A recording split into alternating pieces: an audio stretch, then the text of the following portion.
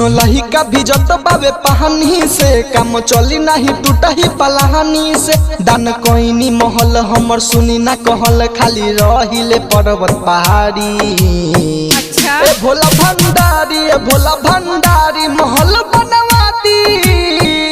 ए भोला भंडारी महल बनवाती। Music by Deepak Deepak mix by DJ Kanchan Muzaffarpur. महल बनवाती। ए भोला भंडारी जब सावन के बरसत पहानी बा हम कहीं का होखत परेशानी बा। जब सावन के बरसत पहानी बा काती कहीं होखत परेशानी बा। खाली नशा में रहिले रउआ बसाहा चढ़िले खाली कहतानी भांग पीस प्यारी। अच्छा ए भोला भंडारी महल बनवाती। ए भोला भंडारी महल बनवाती। Mix by DJ Kanchan Muzaffarpur. महल बनवाती। ए भोला भंडारी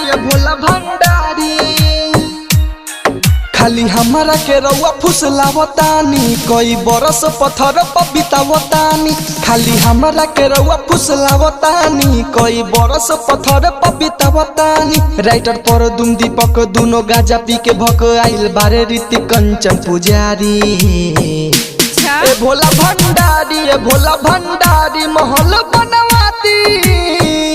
ए भोला भंडारी महल बनवाती। Mix by DJ Kanchan Muzaffarpur. महल बनवाती।